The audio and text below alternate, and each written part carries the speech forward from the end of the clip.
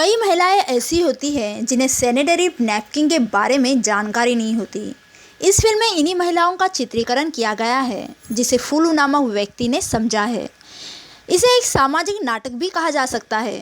इस फिल्म का निर्देशन अभिषेक सक्सेना इन्होंने किया है। इस फिल्म का निर्माण पूजा चौधरी, डॉक्टर अनमोल कपूर, श्रीति चौधरी और रमन कपूर ने अम्बी अब्दी प्रोडक्शन के साथ किया है।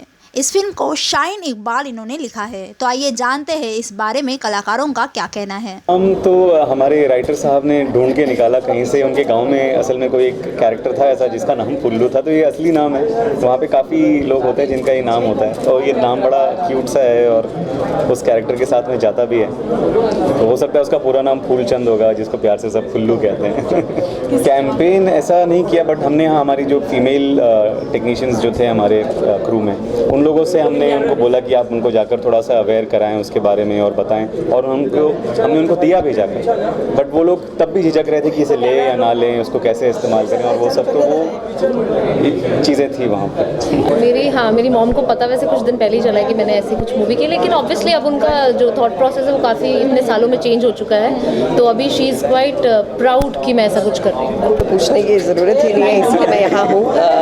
अच्छी लगी, बहुत अच्छी लगी, और इस सब्जेक्ट को मुझे लगता है जितने लोगों के सामने लाया जाए, जितना सपोर्ट दिया जाए, उतना बहुत अच्छा होगा, ना सिर्फ फिल्म के लिए बल्कि उन लोगों के लिए जो इस फिल्म को देखें। पहले तो लोगों को ये बताना चाहिए कि ये सब्जेक्ट टाबू नहीं है, ये इसे कुछ बहुत ढका हुआ ना बोलने वाला टॉपिक ना माना जाए।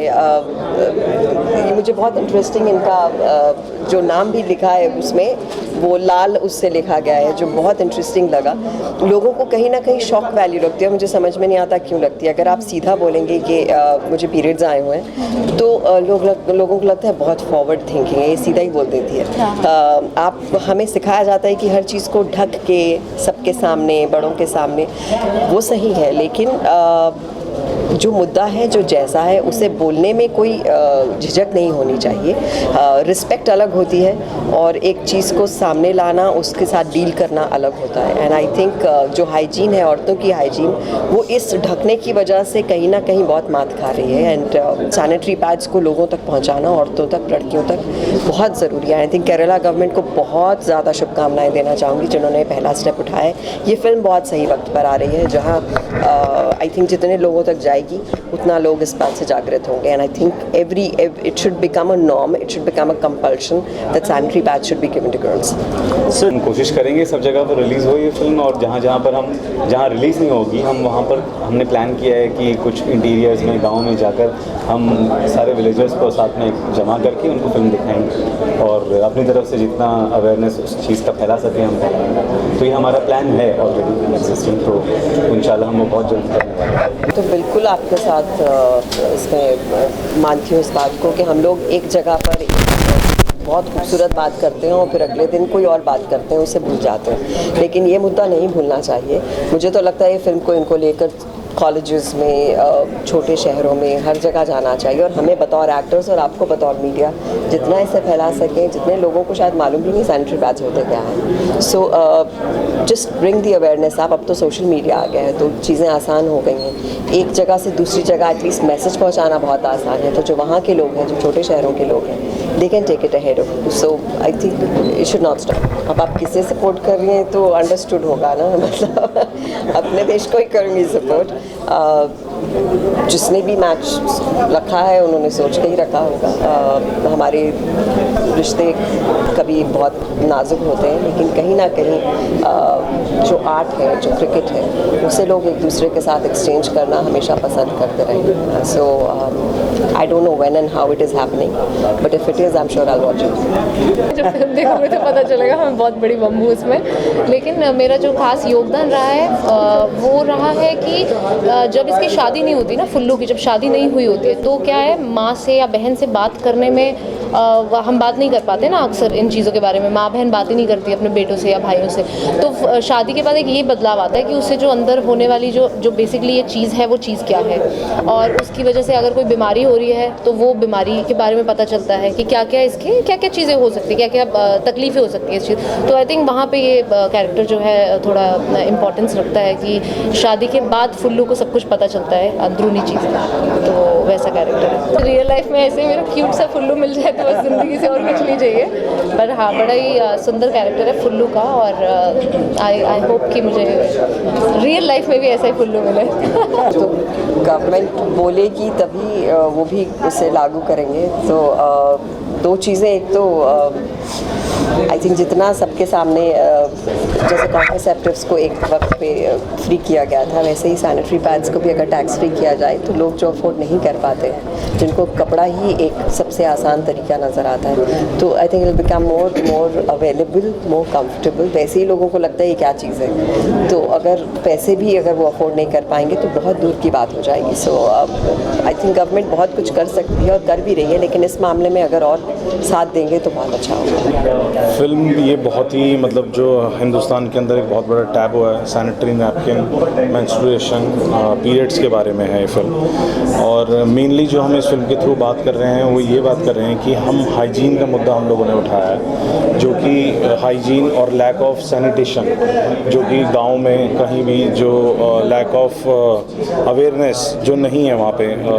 जैसा कि गांव में जाते हैं तो वो सैनिटरी नैपकिन को लोग जानते भी नहीं हैं। तो हमने इस फिल्म से कोशिश करी है ये मैसेज देने की कि लोगों तक ये मैसेज पहुँचे कि ये सैनिटरी नैपकिन कितना ज़रूरी है उन औरतों के लिए जो कि नहीं इस्तेमाल करती।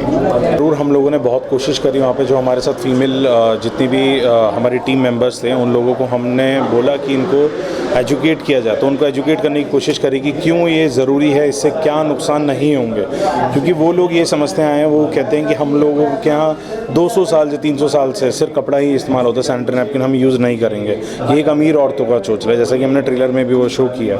बट उनको हमने कन्विंस करने की कोशिश करी कि ऐसा नहीं है कि मतलब सैनिटरी नैपकिन ये इतना ज़रूरी है, उसके क्या नुकसान और क्या फ़ायदे हैं वो सब बताने की कोशिश करेंगे। स्टोरी लिखते वक्त माइंड में सिर्फ ये था कि मेरे डायरेक्टर ने जैसा बताया आपको कि ये जो एक चीज़ को दबा दी जाती है ना, जबकि बहुत इम्पॉर्टेंट है और इससे हज़ारों बीमारियां होती हैं, लेकिन इसको दबा दिया जाता है, तो इसको हम लोगों तक कैसे पहुंचाएं और किन किरदारों के ज़रिए पहुंचाएं। सबसे इम्पॉर्टेंट ये था कि किन किरदारों के ज़रिए, किरदार बहुत आला और बहुत पढ़ाकू टाइप के किरदार नहीं हो, इसलिए कि जो इस्तेमाल नहीं करते हैं वो गरीब तबका है, जो नासमझ है, इल्म से दूर है, एजुकेशन से दूर है। तो हमने कोशिश की कि इसमें ऐसे किरदार जमा किए जाएँ और उन किरदारों के ज़रिए वो बात बताई जाए और उन लोगों को बताई जाए जो ये किरदार सुनना चाहते हैं। बिल्कुल पहुँचेगा जी, क्योंकि मैं भी उन जगहों को बिलोंग करता हूँ। मैं झारखंड का हूँ, धनबाद का हूँ मैं, और मैंने अपने इलाकों में देखा है कि लोग, चूँकि जब मैं बच्चा था तो इन सब चीज़ों को जानता भी नहीं था, बड़े होने के बाद इन सब चीज़ों के बारे में डिस्कस करते हुए झिझक महसूस होती थी। तो अभी जब फिल्म बनाने के वक्त जब हम लोग रिसर्च के लिए गए थे तो हम लोग जहाँ जहाँ जाते थे तो उन लोगों के पास ये इल्म भी देते थे कि भाई ये इतनी ज़रूरी चीज़ है। सिर्फ हम अपना मकसद और अपना बोलते हैं ना कि खुदगर्जी हम नहीं करते थे कि जाके उन लोगों से मिले, काम निकाला और निकाला, ऐसा नहीं। हम उन लोगों से डिस्कशन भी करते थे कि भाई ये इस सब्जेक्ट पे ये फिल्म बन रही है और आप ही लोगों के लिए बन रही है, तो पहले आप लोग सुन लो, फिल्म तो आप तक पहुँचेगी बाद में, लेकिन अभी ये सुन लो कि ये कितनी ज़रूरी चीज़ है। तो बहुत से लोगों को ये बात समझ में आई है, ख़ासतौर पर औरतों को हुई है, नो डाउट। ये ऐसी फिल्मों और इन टॉपिक पे फिल्में कैंसर पे बनी, एड्स पे बनी, लेकिन चूँकि जिस समाज में हम जी रहे हैं ना वो समाज बहुत पिछड़ा हुआ है, हम इन सब चीज़ों पर बात करते हुए डर रहे हैं। एड्स पे क्यों बहुत लेट में फिल्में बनी, जबकि एड्स रोग बहुत पुराना था, इंडिया में आते आते टाइम लगा।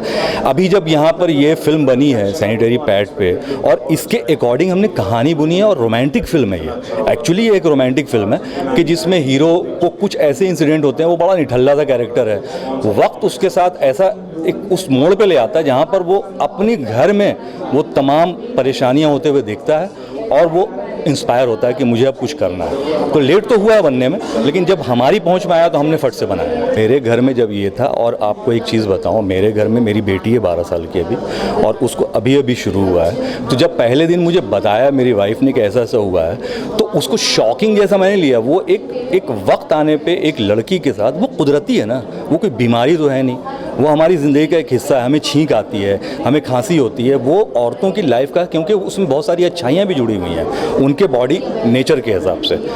तो मैं उस चीज़ को अब समझने में बहुत आसान महसूस कर पाया, लेकिन बहुत सारे मर्द नहीं महसूस कर पाते हैं आज भी। तो ये फिल्म ही उन टॉपिक को लेके कि आप ऐसे दूर मत भागिए, उसको कालीन के नीचे दबाइए मत, बात कीजिए और इजी हो जाइए। और जब बात कीजिएगा, अगर आपको लगता है कि हाँ ये चीज़ ज़िंदगी का हिस्सा है, तो उसको उसी तरह ट्रीट की जैसे हम टूथब्रश यूज़ करते हैं, तो टूथब्रश हम चुनते हैं ना कि अच्छी क्वालिटी का हो। उसी तरह से जब वो चीज़ है तो उसका इस्तेमाल पैड हो तो साफ़ सुथरा हो, क्योंकि बहुत सारी बीमारियां उसके ज़रिए घुसती हैं औरत के बदन में, जो औरत को एहसास भी नहीं होता।